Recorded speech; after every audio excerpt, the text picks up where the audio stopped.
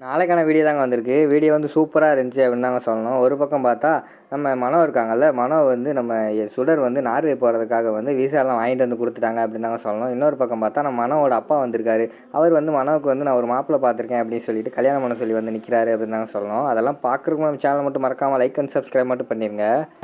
First எடுத்தோடனே அந்த பூசாரியும் நம்ம சுடரும் பேசிக்கிட்டு இருக்கிற மாதிரி தான் காட்டிகிட்டு இருக்காங்க. அந்த பூசாரி வந்து சொல்கிறாங்க, அம்மா இந்த தாலியை வந்து நீ இப்போதைக்கு வந்து நீ கலட்டக்கூடாது. கலட்டினேன்னா அந்த தாலியோட சொந்தக்காரங்களுக்கே பெரிய ஆபத்து அமைஞ்சிருமா அப்படிங்கிற மாதிரி சொல்கிறாங்க. உடனே சுடர் வந்து சொல்கிறாங்க, சாமி நான் வந்து கல்யாணம் ஆகாதவன், நான் எப்படி இந்த தாலியை போட்டு சுத்த முடியும்? கொஞ்சமாவது விஷயம் தெரிஞ்சு பேசுங்க அப்படிங்கிற மாதிரி சொல்கிறாங்க. இல்லைம்மா நான் சொல்கிறத கொஞ்சம் கேளு, தயவுசெய்து வந்து கலட்டாத. இதை கலட்டுறதுக்குன்னு ஒரு நாள் இருக்குது. பௌர்ணமி அன்னைக்கு தான் அதை வந்து கலட்டணும். பௌர்ணமி வரட்டும், அன்னைக்கு தான் நீ வந்து கலட்டணும். அப்போ தான் இது வந்து நல்லது. இல்லைன்னா அந்த தாலியோட சொந்தக்காரங்களுக்கு தான் ஆபத்து அப்படிங்கிற மாதிரி சொல்கிறாங்க. என்ன சாமி இப்படி சொல்கிறீங்க அப்படிங்கிற மாதிரி சொன்னோடனே, இல்லைம்மா நம்மளால் ஒரு ஆளுக்கு வந்து ஆபத்து வந்துடக்கூடாது, அதனால தான் சொன்னேன். கொஞ்சம் அட்ஜஸ்ட் பண்ணி 1 மாதத்துக்குள்ளே தாம்மா இருக்கும், அதுக்குள்ளே நீ போட்டுக்கோ அப்படிங்கிற மாதிரி வந்து அந்த சாமியார் சொல்கிறாங்க. சரி சாமி ஏதோ நீங்கள் சொல்கிறீங்க அப்படின்னு சொல்லிட்டு அவங்களும் போட்டுக்கிறாங்க. அடுத்த சீனில் மனோ வந்து ரூமுக்குள்ளே வந்து அந்த கண்ணாடி முன்னாடி நின்று பேசிக்கிட்டு இருக்கிற மாதிரி காட்டிக்கிட்டு இருக்காங்க.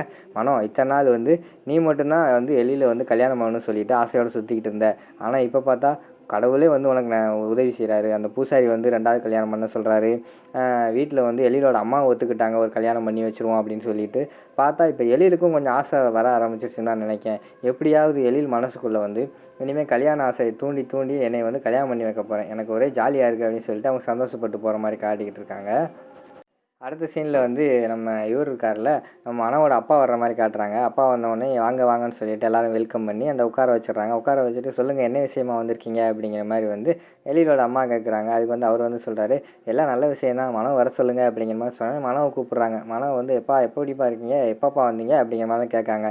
ஏதாவது ஒரு நல்ல விஷயமா தான் வந்திருக்கேன், இப்போ தான் வந்தேன் அப்படிங்கிற மாதிரி சொன்னோன்னே, என்ன விஷயம் சொல்லுங்கள் அங்கிள் அப்படிங்கிற மாதிரி வந்து நம்ம எழில் வந்து கேட்குறாரு. அது வந்து நம்ம மனோ இருக்காங்கல்ல, அவங்களுக்கு வந்து ஒரு மாப்பிள்ளை பார்த்துருக்கேன், இது வந்து எல்லாரோட அப்பாவோடைய ஆசை தானம்மா அப்படிங்கிற மாதிரி சொன்னோடனே நம்ம மனம் வந்து கேட்குறாங்க, என்னப்பா என்கிட்ட ஒரு வார்த்தை கூட கேட்காம இப்படி வந்து மாப்பிள்ளை பார்த்துருக்கீங்க அப்படிங்கிற மாதிரி சொல்கிறாங்க. அங்கிட்டு கூடி போய்கிட்டு இருக்காங்க நம்ம சுடர். அவங்க வந்துட்டு என்ன இப்படி பார்த்துக்கிட்டு இருக்கீங்க, இது வந்து எல்லாரோட அப்பாவோட ஆசை தானே, கல்யாணம் பண்ணிக்கோங்க அப்படிங்கிற மாதிரி சொல்கிறாங்க. இங்கே பாரு உனக்கு என்ன தெரியும், நீ பேசாமல் இரு அப்படிங்கிற மாதிரி சொல்லிடுறாங்க மனம்.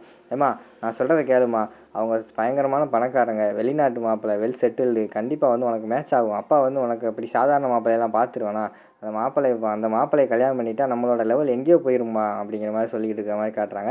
அப்பா எனக்கு இப்போதைக்கு கல்யாணம் வேண்டாம், அவ்வளோதான்ப்பா அப்படிங்கிற மாதிரி சொல்கிறாங்க. உடனே சும்மா இருக்காமல் சொல்ல, ஒரு பொண்ணு வந்து கல்யாணம் வேண்டான்னு சொல்கிறாங்கன்னா அது என்னவா இருக்கும்னா அவங்க யாரையும் லவ் பண்ணுறாங்கன்னு தான் நினைக்கிறேன். என்ன மேடம் கரெக்டாக சொன்னா அப்படிங்கிற மாதிரி சொன்னோன்னே, இங்கே பாரு அதெல்லாம் ஒன்றும் கிடையாது, நீ தேவையில்லாம் உன்னை பேசக்கூடாதுன்னு சொன்னல, திருப்பி ஏன் பேசிக்கிட்டு இருக்க அப்படிங்கிற மாதிரி வந்து மனம் சொல்கிறாங்க. உடனே எழிலோட அம்மா வந்து சொல்கிறாங்க, அவளை ஏமாத்திட்டுற, அவள் கரெக்டாக தானே சொல்கிறா, எது கல்யாணம் வேண்டான்னு சொல்லு அப்பா கிட்ட, அப்பா வந்து நல்ல வரன் தான் நான் பார்த்துருக்காரு, என்ன ரீசன் சொல்லு, அப்பா வந்து ஏற்றுக்குருவாரு அப்படிங்கிற மாதிரி சொல்கிறாங்க. ஆண்டி நான் சொல்கிற ரீசன் உங்களால் புரிஞ்சிக்க முடியாது ஆண்டி, கொஞ்சம் நேரம் அமைதியாக இருங்க ஆண்டி, என்னை தனியாக விடுங்க அப்படிங்கிற மாதிரி சொல்கிறாங்க. அடுத்து ஃபைனலாக வந்து எழில் வந்து பேசுகிறார். இங்கே பாரு மனோ, சரி உன்னோட மனநிலையை வந்து புரிஞ்சிக்க முடியுது, அப்பா மாப்பிள்ளை பார்த்துட்டாரு, ஒரு டைம் வந்து அந்த மாப்பிள்ளையை நீ நேரில் பார்த்துட்டு அதுக்கடுத்து உனக்கு பிடிச்சிருக்கா பிடிக்கலையா நீ சொல்லு, அதுக்கடுத்து நம்ம பேசிக்கிறோம் அப்படிங்கிற மாதிரி சொல்கிறாங்க. சரி வேண்டாம் வெறுப்பா வந்து மனோ வந்து ஒத்துக்கிறாங்க. சரின்னு சொல்லிட்டு மனோவோட அப்பா வந்து சொல்கிறாங்க, சரி நான் வந்து இப்போ கிளம்புறேன், 1 மந்த் இங்கே தான் இருப்பேன், மாப்பிள்ளை வந்து எப்போ ஃப்ரீயாக அப்போ வந்து நான் கூட்டு வரேன் அப்படின்னு சொல்லிட்டு அந்த இடத்துலேருந்து போயிடுறாங்க. அடுத்து வந்து மனம் வந்து பயங்கரமான கடுப்பில் இருக்காங்க. எல்லாம் கூடி வர நேரத்தில் இந்த அப்பா வேறு இப்படி பண்ணிட்டாரே அப்படின்னு சொல்லிட்டு கடுப்பில் இருக்கிற மாதிரி காட்டுறாங்க. அந்த இடத்துல வந்து சுடர் வராங்க. இங்கே வா அப்படிங்கிற மாதிரி கூப்பிட்றாங்க. சொல்லுங்கள் மேடம் என்னாச்சு அப்படிங்கிற மாதிரி கேட்டவொடனே, இந்த வீட்டில் நீ யார் அப்படிங்கிற மாதிரி கேட்காங்க. ஐயோ இந்த வீட்டில் யார், நான் மறந்துட்டேனே, நீங்களே சொல்லுங்கள் அப்படிங்கிற மாதிரி சொன்னோடனே, என்ன கிண்டல் பண்ணிக்கிட்டு இருக்கியா, இங்கே பாரு இந்த வீட்டில் வந்து குழந்தைகளை பார்த்துக்க தான் வந்திருக்கேன், தேவையில்லாமல் எனக்கு அட்வைஸ் பண்ணாத சரியா அப்படிங்கிற மாதிரி சொல்கிறாங்க. என்ன மேடம் உங்கள் நல்லதுக்கு தானே சொன்னேன், இதில் என்ன இருக்குது அப்படிங்கிற மாதிரி சொல்கிறாங்க. ஏன் நல்லதுக்கு தான், நீ ஒன்றும் சொல்ல வேண்டாம், நீ பேசாமல் இருந்தாலே எனக்கு நல்லது தான் அப்படிங்கிற மாதிரி சொல்கிறாங்க. சரி மேடம் அதுக்கு மேலே உங்கள் விருப்பம், நான் போகிறேன் அப்படின்னு சொல்லிட்டு அந்த இடத்துலேருந்து சுடர் வந்து போயிடுறாங்க. அடுத்து ரூமுக்குள்ளே வந்து மனம் வந்து கடுப்பில் இருக்காங்க. அந்த இடத்துல வந்து நம்ம இவங்க போகிறாங்க, அந்த வேலைக்காரி செல்வி இருக்காங்களா அவங்க போகிறாங்க. என்ன மேடம் இவ்வளோ கடுப்பாக இருக்கீங்க அப்படிங்கிற மாதிரி கேட்டவொடனே, எல்லாம் அந்த சுடரால் தான், தேவையில்லாமல் அவள் வேறு ஏற்றி விட்டுக்கிட்டு இருக்கா அப்படிங்கிற மாதிரி சொல்கிறாங்க. ஆமாம் மேடம், நம்ம ஐயாவும் அம்மாவும் இருக்கிறத பார்த்து அவங்களும் ஓவராக தான் வாய் பேசுனாங்க, நீங்கள் அந்த இடத்துலேயே அவங்களுக்கு பதிலடி கொடுத்துருக்க வேண்டியதானே அப்படிங்கிற மாதிரி செல்வி சொல்கிறாங்க. அந்த இடத்துல எப்படி கொடுக்க முடியும், எழிலும் ஆண்டி இருக்காங்களே அதை தெரிஞ்சு தானே அவள் பேசிக்கிட்டு இருக்கா அப்படிங்கிற மாதிரி சொல்லிக்கிட்டு இருக்க மாதிரி காட்டுறாங்க. அந்த நேரத்தில் வந்து பிள்ளைங்கள்லாம் இது விளாண்டுக்கிட்டு இருக்காங்க, ஃபுட்பால் விளாண்டுக்கிட்டு இருக்காங்க வீட்டுக்குள்ளே.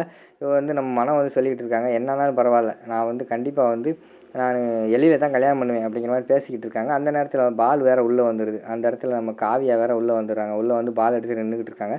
டக்குன்னு திரும்பி பார்த்தோன்னே இவங்களுக்கு பயங்கரமான ஷாக் ஆகிடுது. ஐயோ இவ வந்து கேட்டுருப்பாளோ அப்படின்னு சொல்லிட்டு, ஏய் எதுக்கு இந்த ரூமுக்குள்ளே ரூமுக்குள்ளே நீ வரக்கூடாதுன்னு சொல்லியிருக்கல அப்படின்னு சொன்னோன்னே அவங்க பயந்துடுறாங்க. பின்னாடியே வந்து அபி வராங்க. எதுக்காண்டி திட்டுறீங்க இப்போ தேவையில்லாமல் அப்படிங்கிற மாதிரி கேட்காங்க. என்ன உன் தங்கச்சி பந்து வந்துடுச்சு இவ ஓட்டில் கேட்காம கொள்ளாமல் உள்ளே வரா அப்படிங்கிற மாதிரி சொன்னோன்னையும் ரூமுக்குள்ளே தான் எதுவுமே ஆகலையில பந்து எடுக்க வந்தது தப்பா என்ன ஆண்டி இப்படிலாம் பேசிக்கிட்டு இருக்கீங்க நீங்கள் தேவையெல்லாம் பேசிக்கிட்டு இருக்கீங்க அப்படின்னு 2 பேருக்கு வாக்குவாதம் ஆயிடுது. அந்த ரூமை விட்டு வெளியில் போங்க அப்படின்னு சொல்லிட்டு எல்லா குழந்தைகளையுமே ரூமை விட்டு வெளியில் அனுப்பி வச்சிடறாங்க மனம். அதுக்கடுத்து வெளியில் வந்து குழந்தைகள்லாம் பேசிக்கிட்டு இருக்காங்க.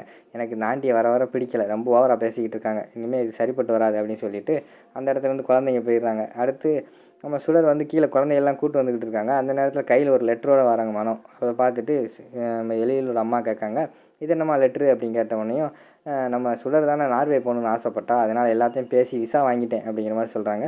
ஐயோ ரொம்ப ஜாலி, எப்படி மேடம் வாங்கினீங்க, நான் எவ்வளவோ கஷ்டப்பட்டேன் கிடைக்கல, நீங்கள் ஒரே ஃபோன் காலில் ஃபோன் போட்டு வாங்கிட்டீங்களே பரவாயில்லையே அப்படின்னு சொல்லி சந்தோஷமாக வீட்டுக்குள்ளே போகிற மாதிரி காட்டுறாங்க. அங்கிட்டு பார்த்தா மனம் வந்து என்ன பண்ணுறது, உன்னை இந்த வீட்டை விட்டு அனுப்புறதுக்கு வேறு வழி தெரியலே, உனக்கு விசா வாங்கி கொடுத்தா தான் நீ இங்கேருந்து போவேன், அதனால தான் வாங்கினேன் அப்படின்னு சொல்லிட்டு அவங்க கோவப்பட்டுக்கிட்டு இருக்கிற மாதிரி காட்டிக்கிட்டு இருக்காங்க. அதோட பார்த்திங்கன்னா இந்த எபிசோடை வந்து முடிச்சிடுறாங்க.